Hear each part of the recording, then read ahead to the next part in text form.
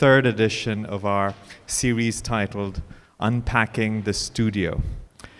Just to give you a quick context of this series, and also to introduce our speakers today, we've been doing this as part of the Biennale as an extension to really rethink many concepts about the world, about the universe, about our places in it. And so while we're on that kind of an exercise, we also thought it would be a good time to kind of rethink what is the artist's studio. Am I audible at the back? Yes? All good? Okay, great.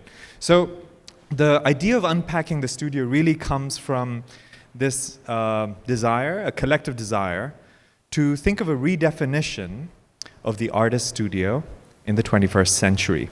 And usually we all know that the artist studio is often considered like a hermetic site, a solitary space where artists just think and make works by themselves. Often it's a painter, more often it's a male artist sitting all by themselves and painting or dripping paint on a canvas all by themselves, right? But we know that most practices in the world, most art practices are not like that. In fact, they're very collective, they're very dynamic. So the idea of this program was really to rethink the artist studio, but not just as something that is happening now, but also in the past. And we thought that this might be a good occasion to look at case studies. And so what each of these case studies in a way do is to show us that studios in fact are a dynamic constellation of sites, infrastructures, and situated knowledges. I'll give you a quick example. Only through artist practices might you see a welder meeting a philosopher, meeting a poet, meeting a 3D printer. In very rare occasions would all of these different specializations combine. And then further on, they all might work together with a dancer or a choreographer. And so, because art practice today has become not only multidisciplinary, but also multi-sensory, the nature of practice, the nature of infrastructure, the nature of artist studios also changes. How do we map and plot these changes, not only in the space of a studio, but also in a city? And so the program also somehow finds a different map of the city of Riyadh, of the Kingdom of Saudi Arabia, and the place of the country in the larger region, because the artist practices cross borders in the making as well, not just in the showing. Yeah? So, we have so far done 2 editions of Unpacking the Studio. And in this unpacking, we also try to find a glossary of new titles, new names for each studio. So far, we've done one in Jacks here with Abdulaziz, and that was titled The Studio as a Hive.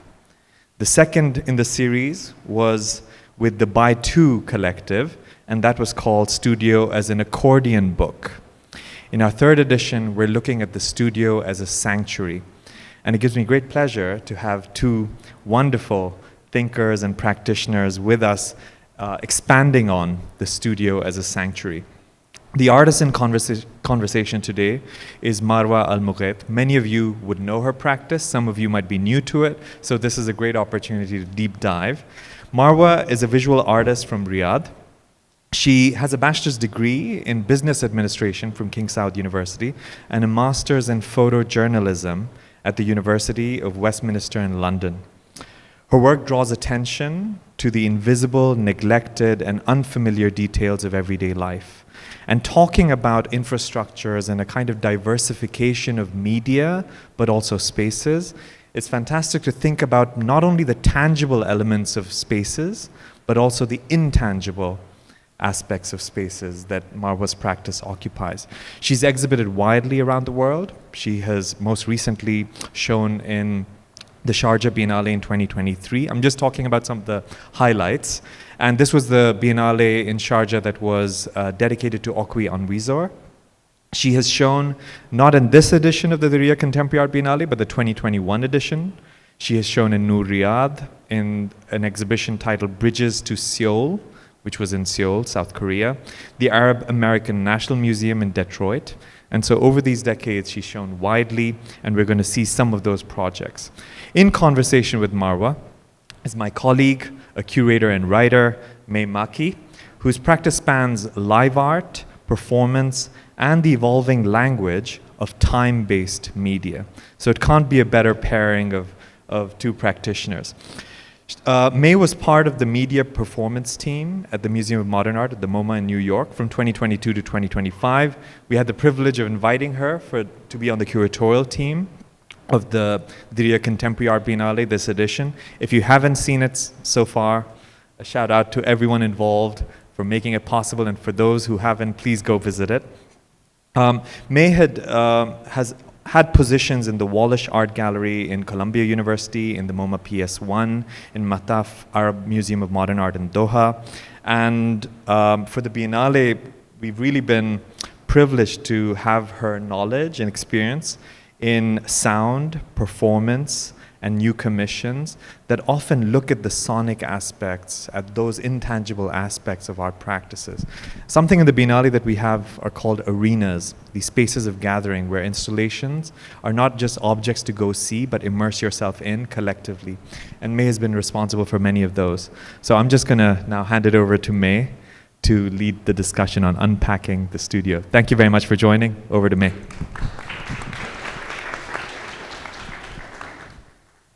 Thank you so much, Sabi, for creating this frame for us to talk about Marwah's practice. And Marwah, thank you so much for having us all in your studio. Thank you so much. Thank you so much, Sabi, for this beautiful introduction. And thank you, May, for joining me in this. Thank you, everybody, for coming today. Thank you so much. So we're here in your big and beautiful studio, but I want us to go back in time, actually, to maybe when you were first becoming an artist.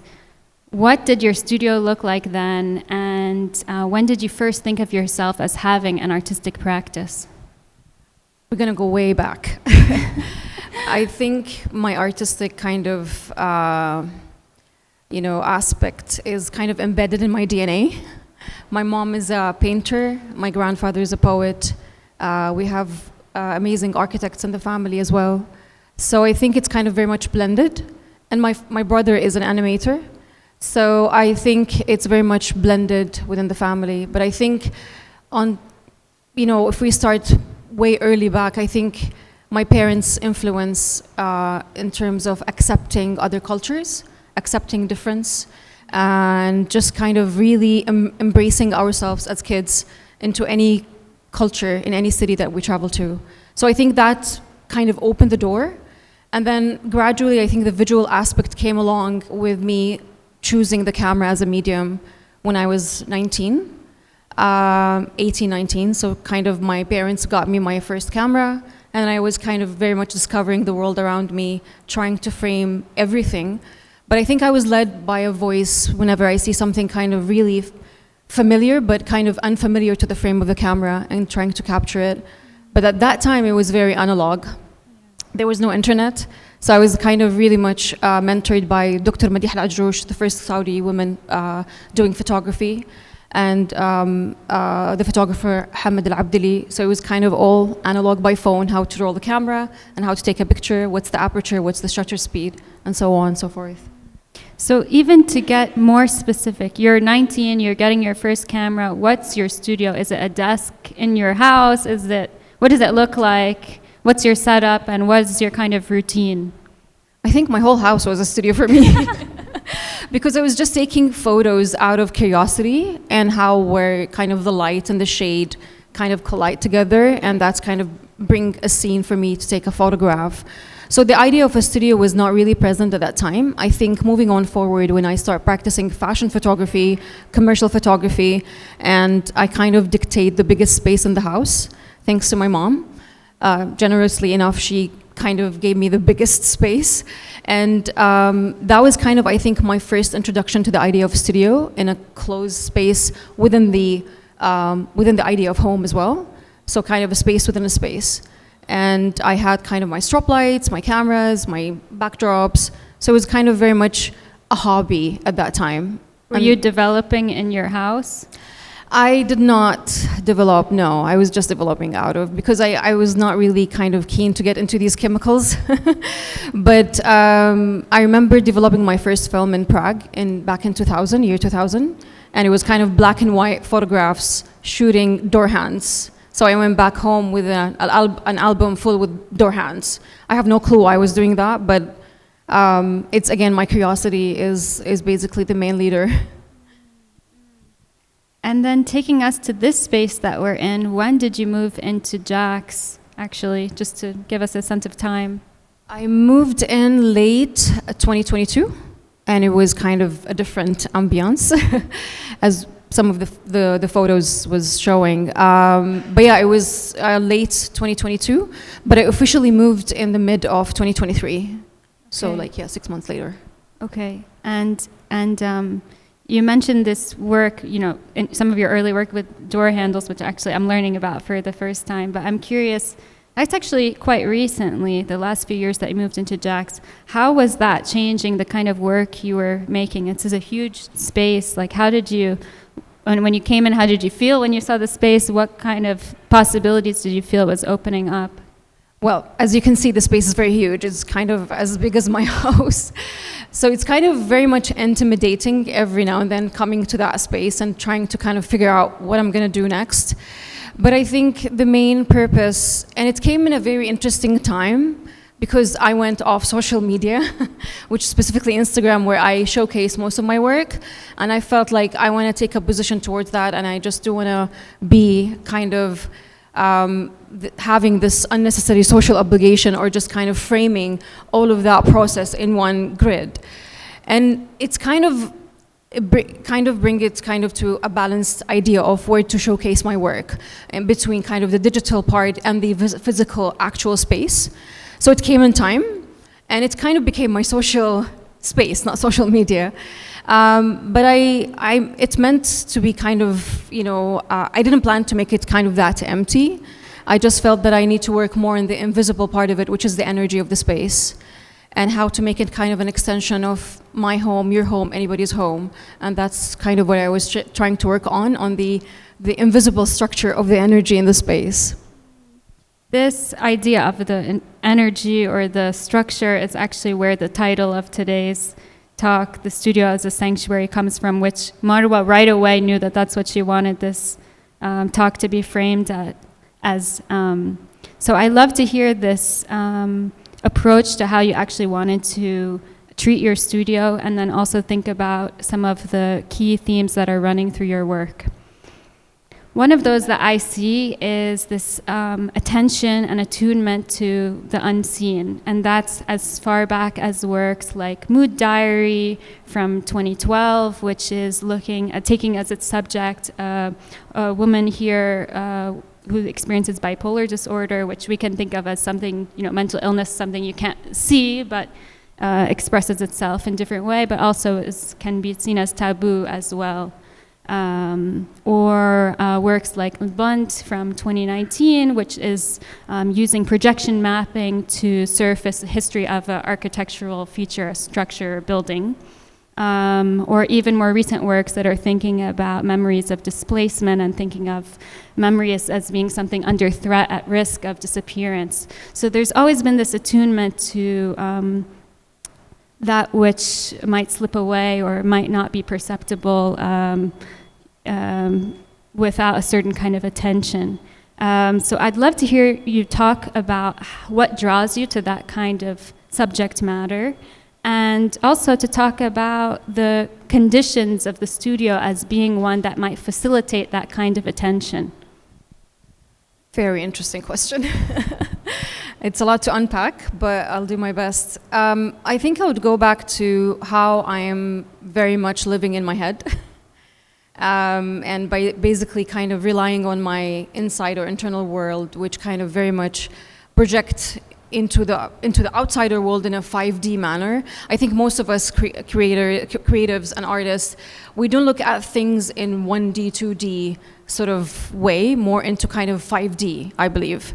And I think, you know, with art, you would have a different type of awareness into things. But I'm very much kind of, you know, been always gravitated toward the spirituality and the idea of the unseen. I think myself being a Muslim, worshipping kind of the unseen and believing of what happened in the past, I think communicating with God is really interesting as a case. So I very much have the spiritual element embedded in the work, but not necessarily kind of very much in the forefront, but kind of whatever you feel and what makes you feel, rather than what are you seeing. But I think going back to Mood Diary, since you mentioned it, which was kind of the final project of my MA degree, and it was precisely about mental health in Saudi Arabia. And at that time, when you Google mental health in Saudi Arabia, there's nothing in terms of image library. So I was like very cautious of how to present that work in a way that not really shocks the audience, and not like kind of black and white rigid images, but again, how to answer the questions of what's happening in your mind at that point. It's very difficult, of course, visually, but I think it started with the idea of documentary photography as a base, and photojournalism, and the idea of the research and depth you do, and then the last thing you do is you grab your camera and take a photograph of your subject matter, and then putting in mind the mutual trust between you and the subject matter, which very much kind of very, very important. So basically, within that project, I believe that where my curiosity started towards performance, because this amazing woman who decided to be part of that project, she was literally performing what's happening in her mind, physically, in her body, in her environment. And it was only me and her. And it's interestingly enough that we end up with a very interesting color palette of the photographs, because we are two females with the camera as a medium. And the way we captured it, with her help, she was very inspiring, honestly, because it takes a lot of courage for a Saudi woman to speak about her mental health at that time, and it's still kind of, stigmatized. So I think moving on forward, I was very much, in my way of thinking, very much internal. And I think we need to make this on loop. I forgot. No worries. Finish your thought and then we'll fix it. Yeah. I'm thinking about the technicality. But anyways, so basically, I think that what made me very much, I would say, drawn toward the idea of the unseen and what's happening within us, with this kind of internal kingdom in us. Because I really believe all of that is a fracture of what's happening in our mind. And I guess for those who aren't as familiar with your practice specifically, let's talk a bit about the different media that you've used. So you started in photography, but maybe you can walk us through, how, you've approached this sensibility through image making, but then eventually more as a director, or, harnessing different kinds of technologies and forms. So can you talk about, was there a moment where you felt the image isn't enough to express or explore what you're looking at, or how did that shift happen? I think the camera is always with me. So it's kind of my third eye, my third limb. I don't think I can live without camera. And I thank God for the cameras we have in our phones, so we can document on a daily basis. And I think that what journalists right now, during this very insane time, use in terms of documenting.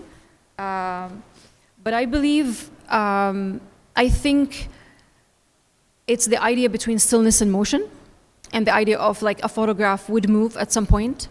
I think that would kind of drag me to the idea of how to make sort of the idea of motion generally.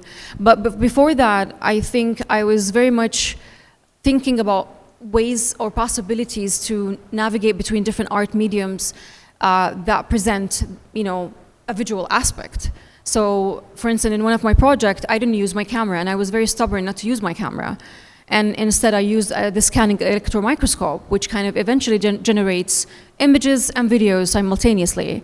And I was just kind of trying to understand how can I express in different mediums. Again, I'm not a painter, I don't do sculptures, and so on and so forth, but I believe that with visually, there is the idea of kind of mixed media as well. Variety types of cameras or variety types of mediums that can present an idea of photograph.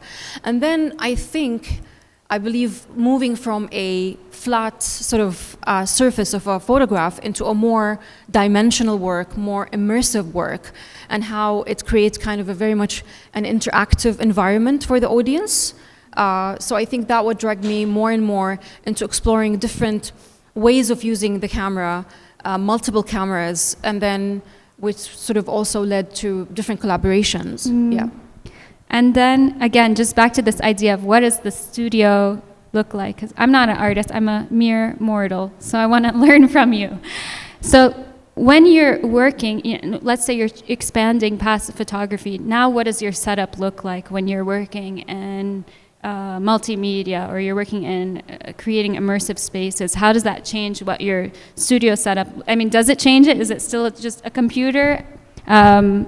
Kind of talk us through, I'm quite interested in this kind of pendulum between how the medium is informing what your studio needs to look like, and then how the studio also opens up what kinds of forms you might wish to explore.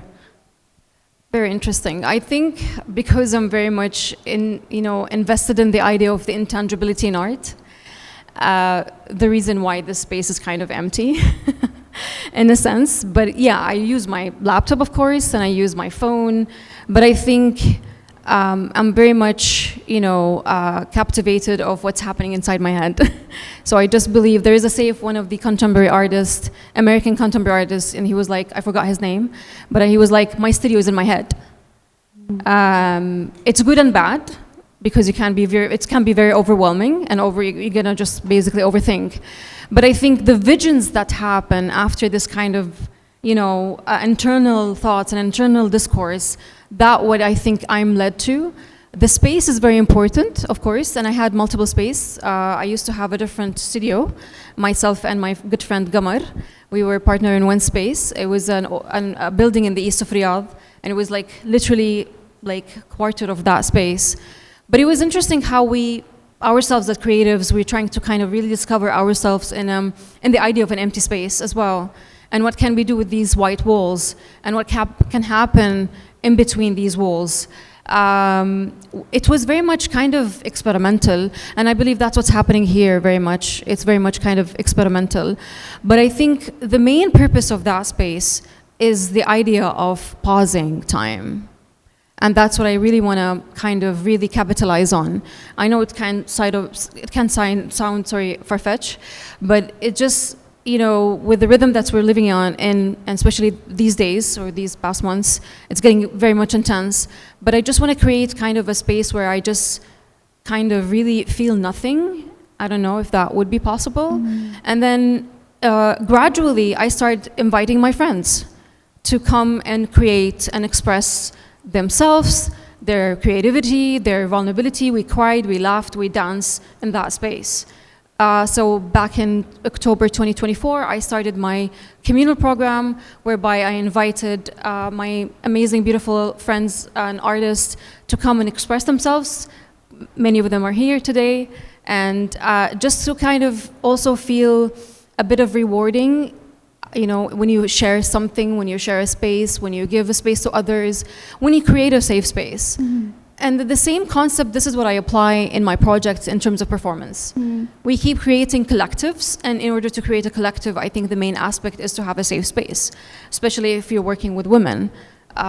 So that's kind of the idea. Yeah. Mm-hmm. I love how you're talking about inviting people into your physical studio as, it's a generous act, but also about kind of facilitating a communal atmosphere. And you're also talking about this shift in your practice where you, while it's still important to maintain a kind of psychic solitude in a way as a practice, also opening up to collaborating with others to develop your work.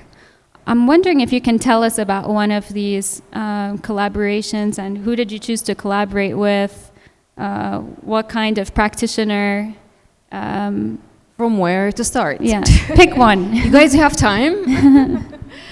I think if we go to May We Meet Again, and the work that I did for Noor Riyadh, the first edition, with the amazing help of course, Riyadh Art, RCRC, and the amazing curator, Dr. Iman Al-Jabrin.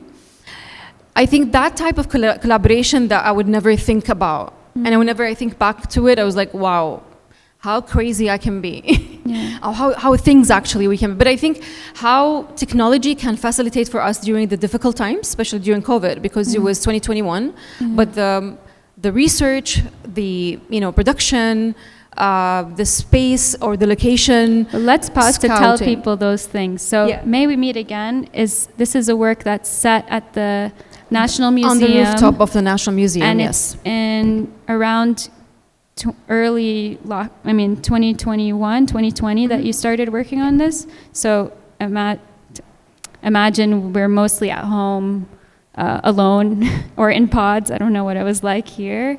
And it's also a site that's outdoors. The specific location was exposed to the elements outdoors.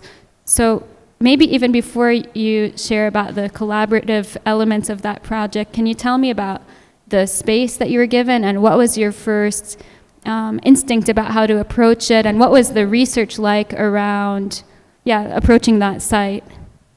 Well, I mean, I have kind of a personal connection to the garden of the museum. I mean, the building was designed by Raymond Maruyama and Teshimi, the Japanese-Canadian architects, and it was launched in 1998. So I was 18 at the time. Please don't calculate my age. But yeah, I mean, I think it goes way back to that time where I was still doing my photography, but we just go to that garden, and it's a beautiful landscape. So that happens around the same time where you're becoming an artist, right? In a way, visually. I would say my visual kind of senses are awakened at that time. Yeah. But never have I ever thought about my installation being there. I would say 20, I don't know how many years later. But I think it's just the idea of how people feeling very safe in that garden, and how one of the main elements of Raymond Maruyama in approaching his structures as an architect is having the people as a main element in his work, and therefore he designed this kind of curvature wall in the museum, which kind of it hugs the garden in a sense. So when I went back doing that project, and I love that area, and I was really happy when I was this space was designated for my work.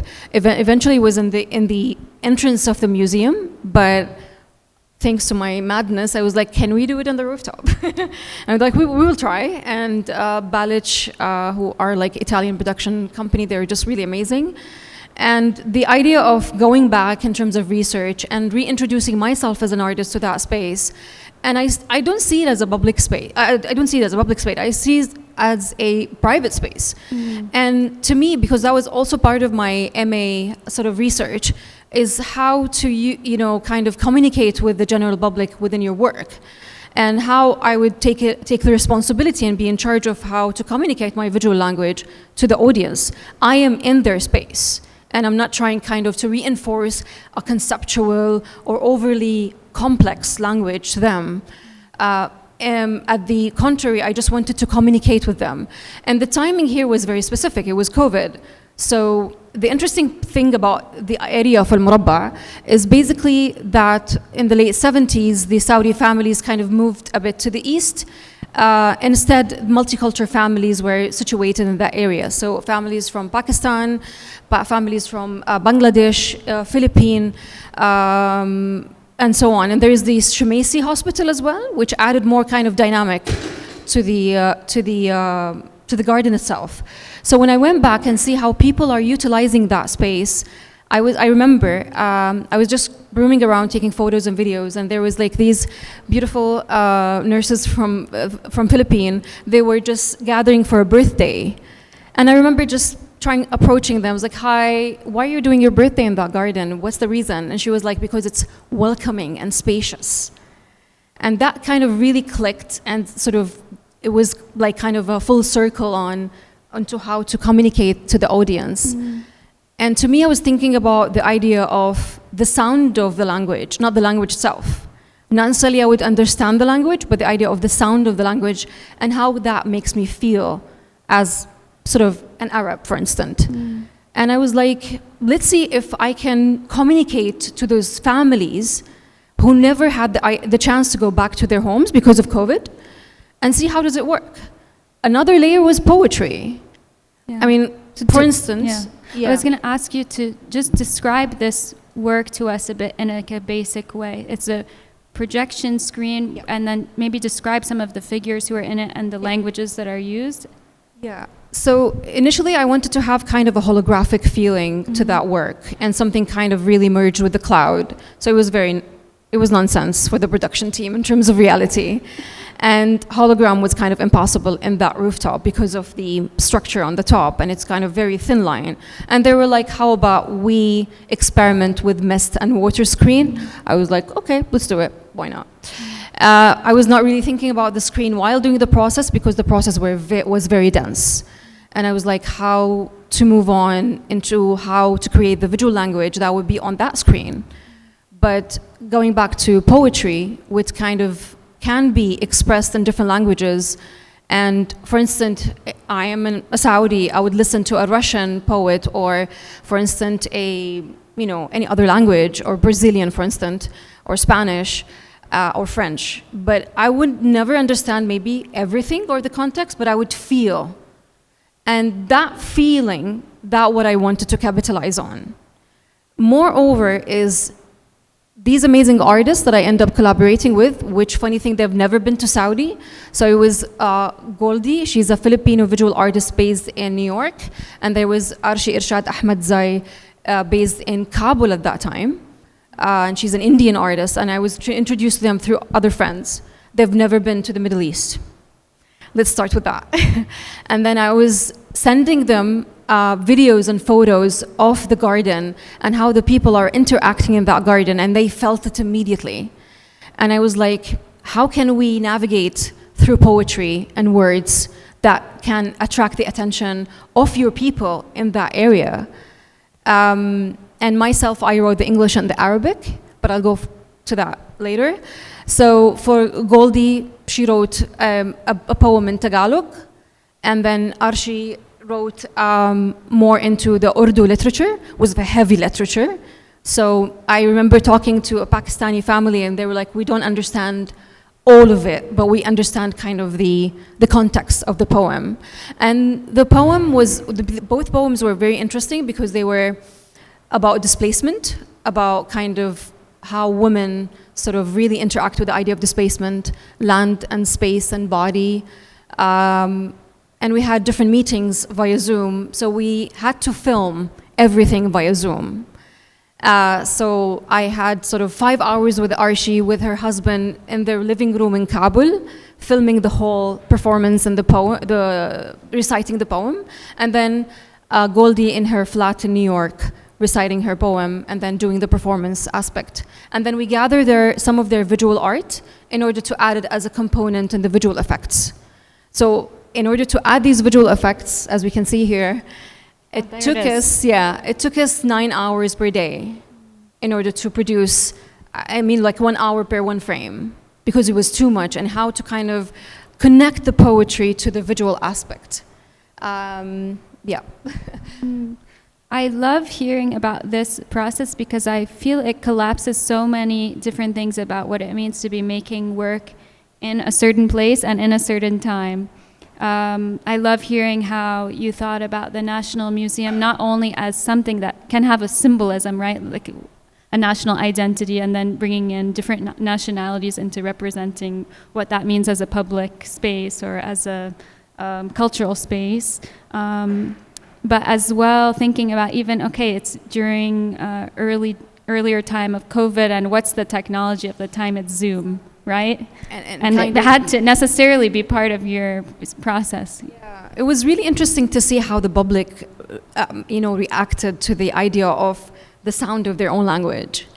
And to me, it was like, imagine I am in Rio de Janeiro, walking in the streets, and then someone recite poem in the Saudi sort of dialect. I would run. I would literally run. So imagine these people who were about to to visit back their homes during COVID, and then suddenly nothing, and then this kind of hyper-real experience, talking to them, even the direction in terms of like the camera movement, and then how their eyes are moving in that screen, knowing that the people are underneath because they are in the rooftop situated, in a sense. So it was interesting to see, for instance, the Filipino family is running when Goldie started her poem by saying dilaw, which means yellow color in Tagalog. And then she's like, dilaw, and they're like, all the Filipino families just running, and then some of them were crying, some of them. And then also regarding the Arabic poem, which was something really interesting, kind of how I wrote that poem. Which you wrote, right? Okay, yeah. And basically it was kind of the reminiscence of Riyadh back in the 90s and to my childhood, and I pulled up a lot of my family archive and kind of merged it into my sound as well. But it was interesting kind of to see how Riyadh citizen as well, the Saudis, reacting to that poem, going back to that time, because I believe COVID and quarantine was kind of nostalgic, going back to our old photographs, pulling out our archives because we have nothing to do, basically, aside from cooking all the time. But it was interesting kind of to see how my very personal family archive would also be an element of that in a very abstracted manner as well. And it has this performance element of all the 4 poems with the movement, and then the movement of the mist and water. And there was kind of a device where it measures the wind speed. It shut down immediately if the wind goes high. It shut down the projection, which happens on the last day of the festival. It's very interesting to hear you talk about this idea of nostalgia being such a basis for you developing this work at the time, since the work itself is so, you even said that it conjures like a hologram, and it, you know, it brings up such an atmosphere of high tech mediation, which for me as a newcomer to Riyadh, that's like the way I experience this city, rather than this more analog moment. So I'd love to hear you talk more about making work in the city that's kind of rapidly changing, morphing, especially given how many technologies you're also embedding into your work more and more. Yeah, Riyadh has a major influence in my work, I believe. And I think gradually I am very much sort of attracted to the architecture, and especially what they label as semi-modern architecture. I don't know if we have architects in the room, but they kind of label it based on Dr. Saleh Al-Hadloul, sort of, yeah. So basically, I am very much drawn to the, again, idea, the nostalgia is going back to the old part of Riyadh, which is Al-Murabba, Al-Fouta, Al-Khazan, all of these spaces, and also the DQ, which is very beautifully and immaculate, sort of beautifully done, and still kind of very well preserved in terms of landscape and structures. These places, you know, to me is where I go to since we're kids. My dad used to take us with our bikes, and then me as now who I am, I just kind of very much driven to these areas because I believe that's kind of where I feel safe, if I would say. And so just surrounded by nature, because the nature is the main element in these areas, and also it's walkable. And that's kind of, you know, it's very tricky in Riyadh to have walkable areas. But you see kind of multinational, integrated in these spaces and inhabiting it. And I feel that's a beautiful element, and hearing different languages as well. So I think that what makes me kind of really connected towards the old Riyadh.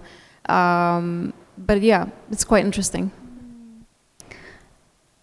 You mentioned that you wrote the Arabic and the English that appear in that work, and I would love to hear you talk more about writing as kind of a basis for your practice that may or may not actually appear in all of the work that you make. So I do my best to write about my work, and it's a bit challenging with some of the curators. Yeah. But technically I feel I need to have my voice describing the process, because otherwise no one would give it its justice the way I feel, because I've been through this journey on my own. So it's interestingly how in English, as we discussed, kind of I start writing with keywords rather than just starting. And a blank page is always intimidating So that's like when you're starting a new work, that's Yes. how you start. Yes, this With is how some it started. keywords. Yes, keywords. I'm just writing random words, and then eventually I would connect the dots in each paragraph. It's like mixing and matching, which is kind of, we've spoke about that, kind of the effect of the education system back in the 80s. It was very rigid, and it's like very kind of systematic in terms of how to write in English in comprehension. So it's always started with keywords, and then, at the contrary with Arabic, I'm just like, I write in Arabic, regardless. And I'm so happy that I still do that, and I still practice that, even like kind of in a personal manner. I just keep writing in my note, in my phone, whatever I feel, a sentence or a word that kind of really describe the situation. But Arabic, as we all know, is very poetic. One word can really kind of sum up a whole situation. And I remember talking about the word qahr, which after the 7th of October, a Palestinian poet spoke about the word qahr, which has no translation in English. But we know as Arabs how really this word is effective. And I think we feel it now more than any other time.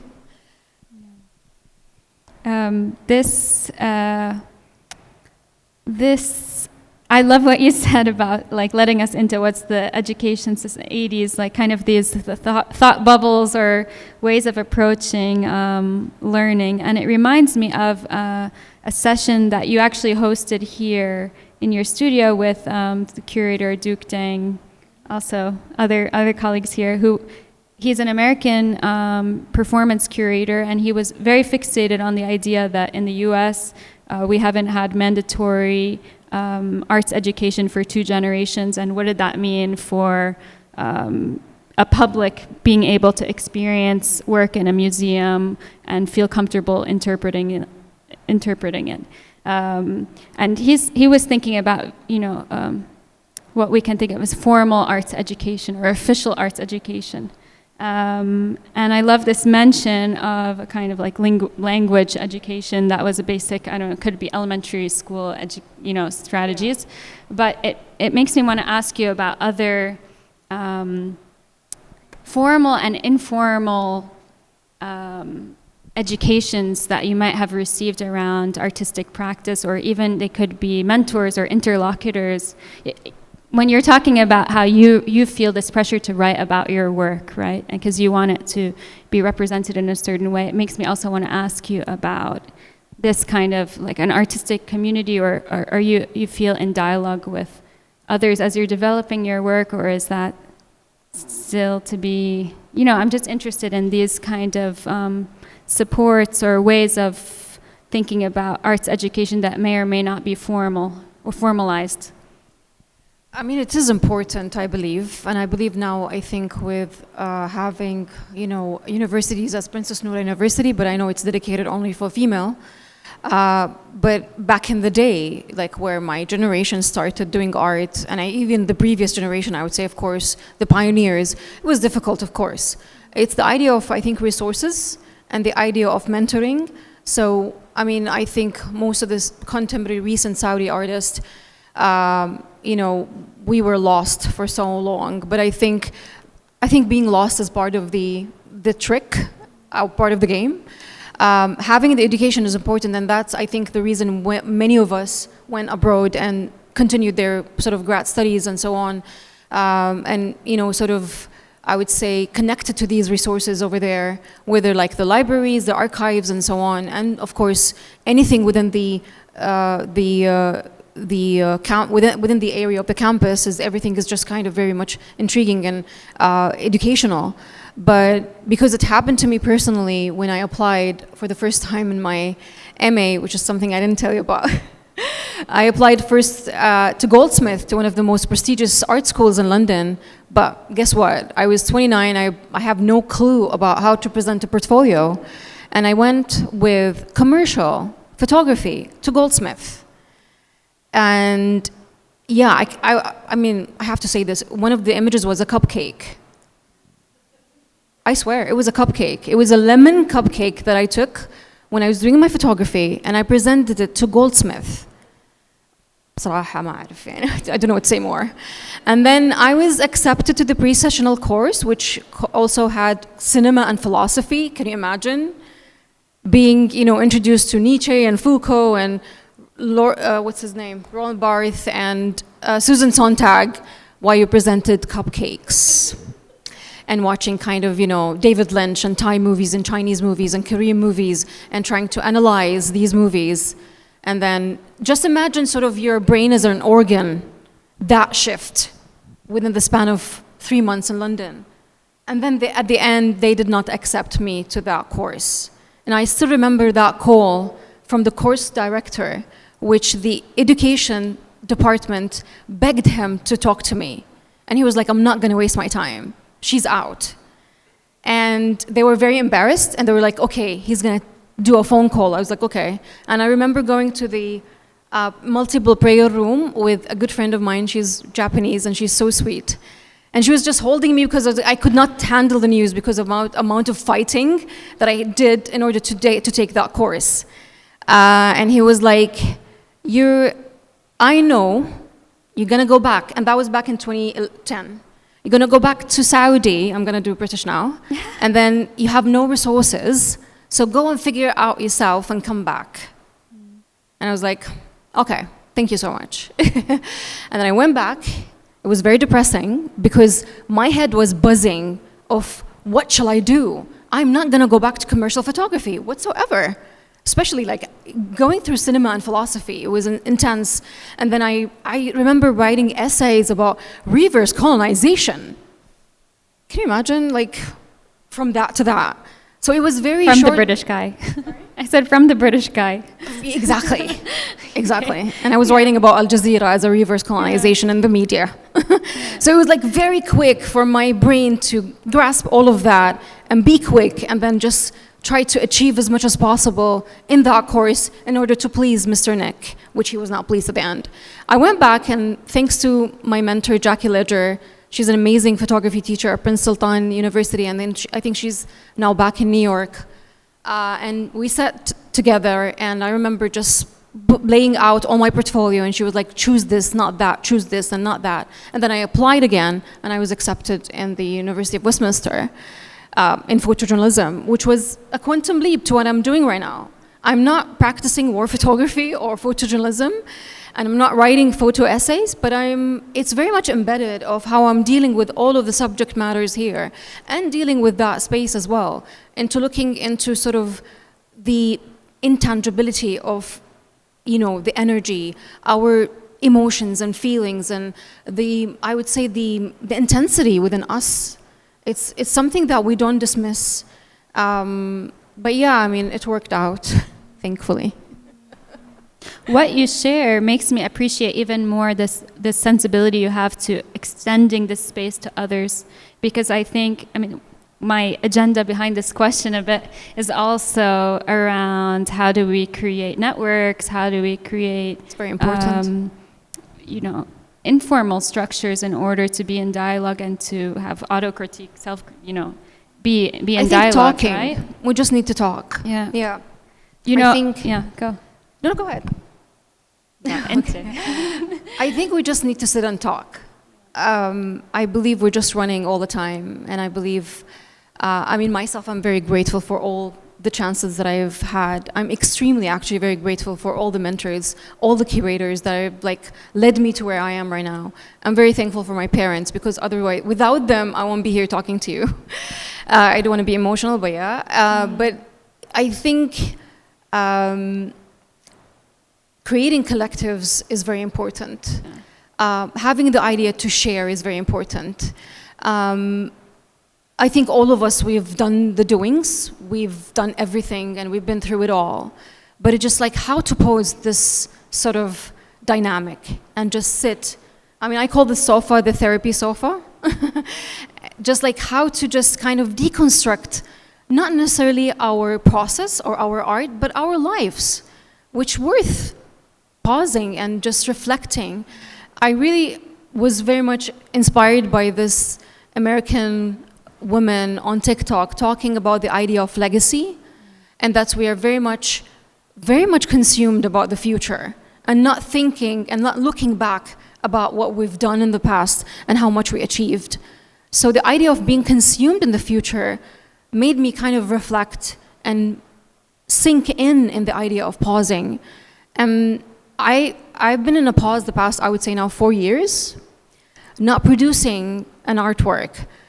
And that's kind of not my intention, or I didn't have an agenda about that. But I was like, how can I pause and reflect and analyze myself as a woman in that context? And then just pulling myself out of this rapid, ongoing sort of cycle. And I think that's why that space we're in right now came in the right time. I think it fit me energetically, emotionally, and I just come here many times on my own, just kind of rethinking and reestablishing this conversation between me and myself. Something I think most of us we do, but how about we do it together? And that's why I created the program, and many of amazing like Hayat, Ghalia, Gamar, many people who were part of that program. And I don't know if you guys felt something. They've done sort of a sound activation as a live performance, and they're just amazing artists, of course, my best friends. And just giving the space to the others and being a space provider, something really made me feel rewarded. And to be honest, I'm gonna be very honest with you guys, I've been doing art for the past 18 years. Never have I ever felt rewarded as much as giving space to others. And I go out from each communal program or session we've done really happy, because just this power, this dynamic, and it's very invisible as well. You know, the alternative title to this talk, other than super, if we weren't going with my studio as a sanctuary, which is perfect, but what, you know, is for me when thinking about your practices, thinking of it as the studio as a vessel for multiple voices. And I just wonder if, before we open it up to others, if you can actually take us to this most recent work that was in the Sharjah Biennale, My Land, My Memory, because I would really love to unpack how you brought in the stories of others, and again, just as in some of the other works we've discussed tonight, really also the voices of others, which are not just representing experience, but they're haptic, they're musical. And I really would love to think about, close with thinking of your studio in that way as well. Wow, My Land, My Memory, what can I say? I mean, first of all, to be approached by the Sharjah Art Foundation, which was kind of a dream. And then doing a live performance, so I was really, I'm still grateful to Sheikha Hur Qasimi and her team. But I think it was very much responding to the concept that was presented by, may his soul rest in peace, Akwe Answer at that time, and then before his death he handed over to Sheikha Hur Qasimi, which was thinking historically about the present and then the idea of the post-colonization era. And as an Arab, it's my region that I'm gonna look back at. And is this happening? No. And it's not colonization. I think it surpasses the idea of colonization. It's much more kind of an occupation, an invasion, and so on and so forth, which we're like, until yesterday, we're living it. So it's very highly complex, and I do want to go into that complexity, but what I felt the most, the need or the urge, is to give the voice to others in that sense. And I believe my work during the first edition of the Diriyah Biennale, which was The Sea is Mine, I think that was kind of me tiptoeing into the idea of focusing or stepping into the research of the Arab diaspora. And I'm very much intrigued of how to kind of really explore this diaspora. And it started very subtly with The Sea is Mine by collaborating with different vocalists, Abu Ghabi from Palestine, Annalisa from South Africa, and then the other group from Dammam. But with My Land, My Memory, it was very much vital, and it was very much existing. So I started with the idea of poetry again. So sometimes I translate text to movement, sometimes sound to movement, sometimes no sound, no text, and we start with movement. And I worked with brilliant choreographers. I really would like to mention them: Saudi choreographers, Lami Siddiqui, Ijlal Somali, Jawahar Rafa'i. But with My Land, My Memory, the difference was I worked with an amazing Japanese choreographer, Kiori Kawai, and then she presented the Japanese concept of ma, which is pausing. And it was a beautiful cultural intersection. But also, it's my first time to produce a work out of my comfort zone and not in my city, for instance, or my country. So to start with the research, I went back to poetry and I approached my amazing good friends, Gamar from Palestine, Dima from Syria, Tamara from Lebanon, Maryam Bawazir from Yemen.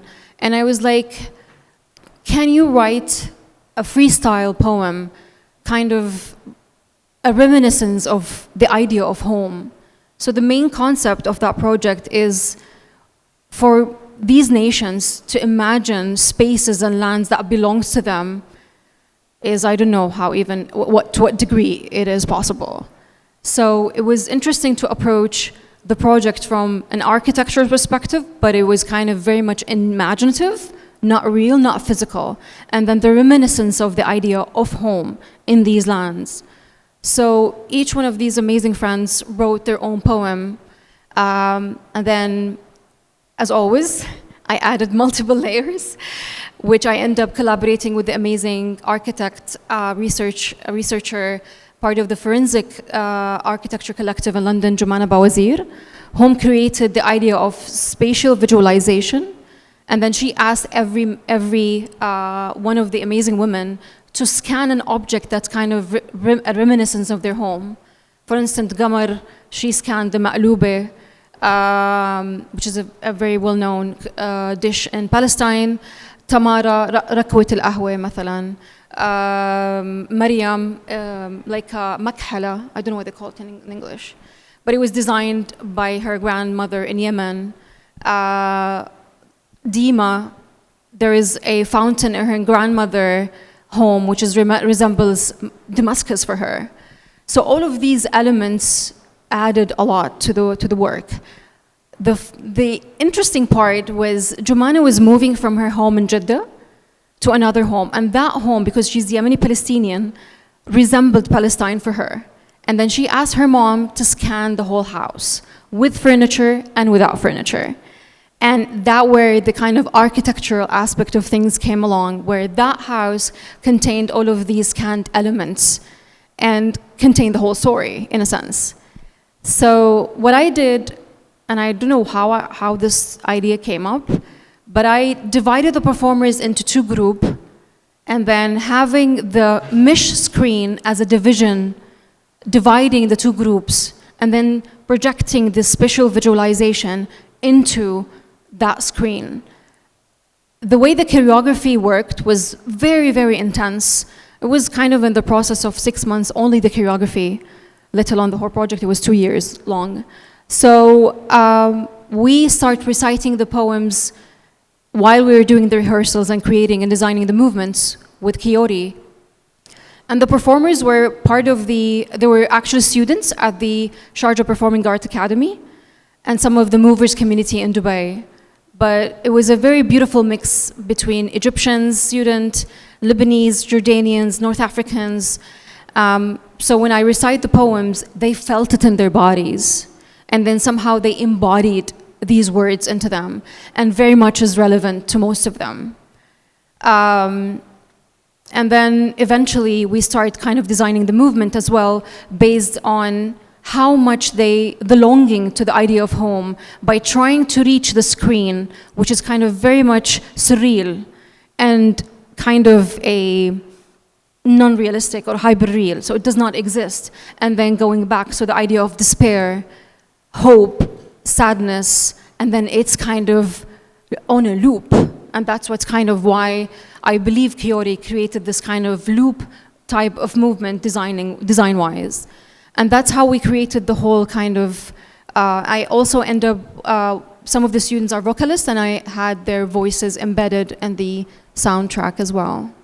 Yeah, I love hearing about this work because it formally it brings together your work with projection mapping, with directing choreography, with sound. So many hats to wear. So many hats to wear. And then I feel like your response now also returns us back to why the studio is a sanctuary. It's kind of the perfect way to let us into your practice, which is also a space to gather and to bring in others and a site of refuge as well. And for the ego to die. We love that. With that, I'd love to open it up to the audience if there are any questions.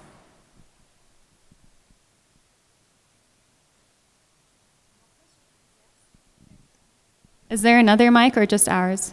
Yeah? Okay, we have a question in the front row.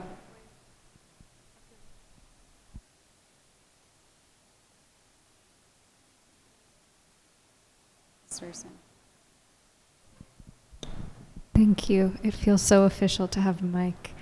First of all, thank you so much for sharing your space in general and tonight in particular. I was interested actually in I have so many questions, but just as you were wrapping up, I was thinking about the work you did in Sharjah and what it also means for performance to kind of be in a particular moment, for it to be an ephemeral kind of experience. And I think a lot of what you also host just exists in that particular moment. How has working in this way and shifting away from maybe photojournalism, which is a very documentation, different starting point for you, how did that kind of shift happen actually in your practice, and where do you see that going as well?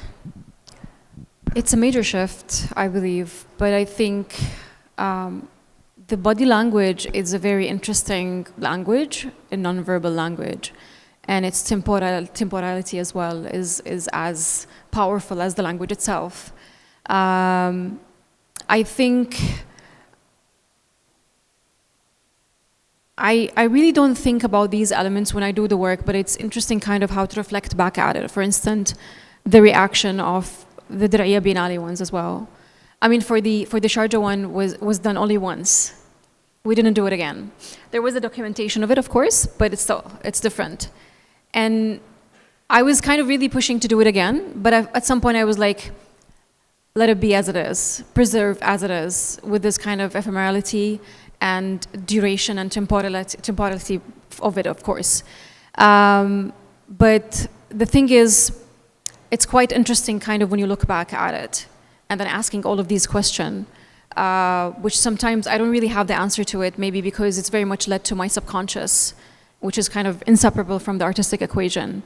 Until now, I don't know why I'm doing performance, because I'm not trained as, and I didn't do it myself, I'm just directing it. But I believe is this, the temporary part of it and this intangibility as well had the most effect. And I spoke with many of the audience after the Diriyah one, and there were different kind of comments. Maybe they've seen it only once, they didn't come again to the upcoming ones. But it was interesting how that very short period can have kind of a very much internal effect, in a sense, including the performers themselves.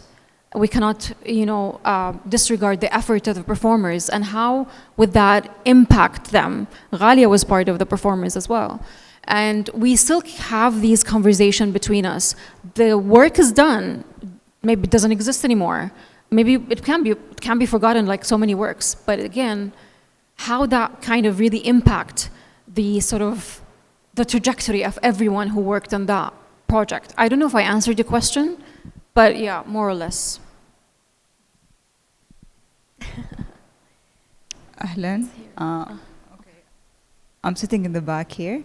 My question to you would be... Put the mic closer to your mouth. Can you hear me here? Yes. So it was very interesting when you shared the part about applying to the College of Art. I related to that part so much as a designer, not having the sort of education behind it, or not having the sort of knowledge, and going back to that, or going into this world felt a bit at the beginning like more or less the same thing, like as an imposter, as what am I doing here? We know that we have like capabilities and we do have the knowledge, but sometimes we feel restricted because sort of we know where we want to go, but we don't have the means to get there in a way. I would like maybe your thoughts on how you navigated this journey, including your emotions of, for example, imposter or shame, or sort of being in this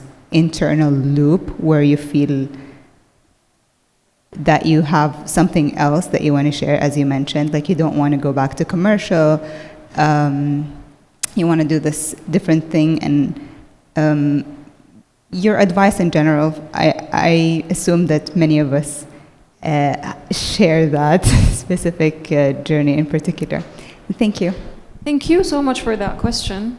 It's very interesting. I mean, it's a tough journey in terms of like, for instance, back in the 80s, how broad the education system is and not very specific, and then moving sort of, you know, gradually to the Western education, which is very specific. So it starts when I try to choose what topic I would like to go for in the arts. And in the UK is very specific, maybe a bit generic in the US, correct me if I'm wrong, but because of how the British kind of really are very philosophical and conceptual and precise about their majors and the sort of, you know, the outcome of all of these degrees, I think that matters. But it was a very tough journey for me to kind of go back and then readjust and deconstruct my way of thinking. And then there are no resources, because he knew there was no resources. Him saying that knew eventually there was no resources, which was talking about, you know, 2010. But it's not an easy path to choose. Not everyone as an artist needs to go, and, you know, it depends on your curiosity, but many of artists, they did not choose to go for a further study, which is fine, because they got the talent. And then I think working with curators helps very much, tremendously actually, to kind of navigate your way through whatever you want to express. But if you're kind of, you know, would like to have the academic layer that wraps kind of your knowledge, why not, of course. But for us coming from that system, I think the education system now is much easier.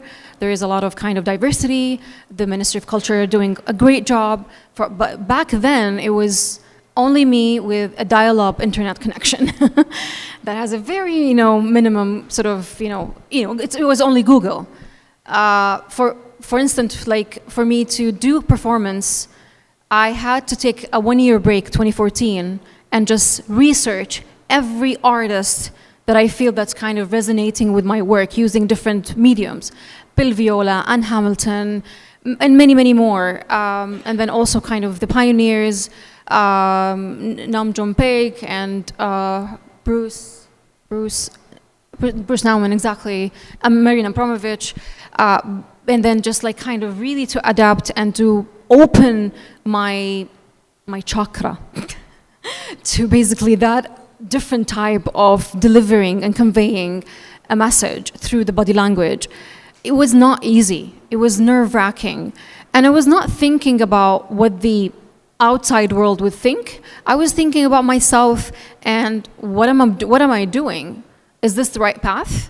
At that time, having a job is important, until now, I'm sure, but there was no kind of cultural sector yet. So it was only me navigating and just like, أضرب نفسي في الجدران يعني, sorry, I have no explanation in English, but yeah. It's just like, what the hell I'm doing? It was not easy. So for having this kind of melting pot, and then on top of that, you want to apply for a degree, and then having different types of backgrounds, primarily commercial, where do you go from that? I didn't have a way of thinking, to be honest, to be clear and honest with you. I was just trying to kind of really have an intuition and listening to my internal voice. How can I have a meaning to a photograph? That does not work with commercial, with due respect to fashion photography, of course. They're still trying to do that, and I think they did amazing job, especially with Vogue Italy. But to me at that time, I was not in that caliber. I will never be in that caliber. So it's a very sort of buzzing question. I need more. They're like kind of unanswered question. And I was like, okay, let's do master's. I thought it was easy. And then I was like, rejected, until I was like, okay, I think let's start with that. And I was not thinking about something else except doing my MA. I'm very stubborn. Let's start with that. I'm very stubborn. So I was like, I'm gonna do it and see what happens. But I was really lucky enough that that course was not about fast media. It was about the retrospective of things, about the aftermath from a very artistic perspective.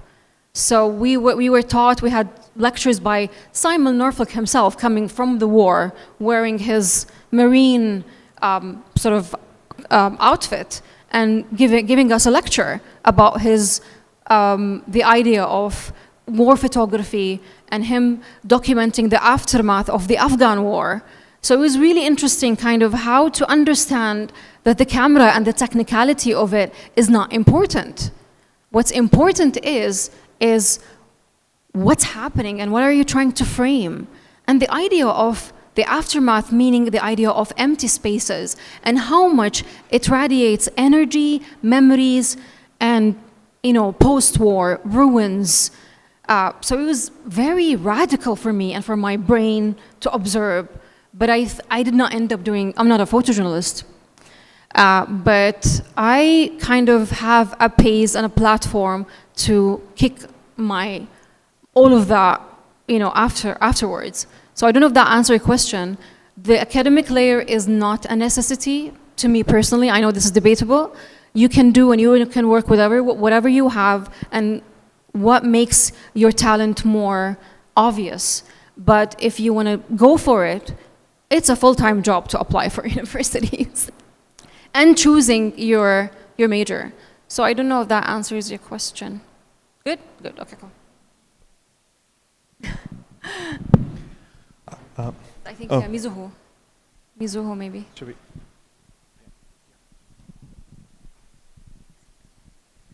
Hi, Marwa. Thank you so much for opening up the space for us tonight. I really enjoyed your discussion. Earlier in the conversation, you mentioned that the studio is empty here because your studio is in the brain. But at the same time, you talked about sharing the space and sharing time with others. I have a question about how you still motivate yourself to push forward. Because how you still motivate yourself and then push yourself forward. What happens, at least to me often, is that I have so many thoughts in my mind, and then it contradicts or it gets disorganized, and then eventually crushing all these ideas, unfortunately. So when you mentioned that your studio is your brain, I was like, interesting how you organize your thoughts in your brain. You do want to know. Okay.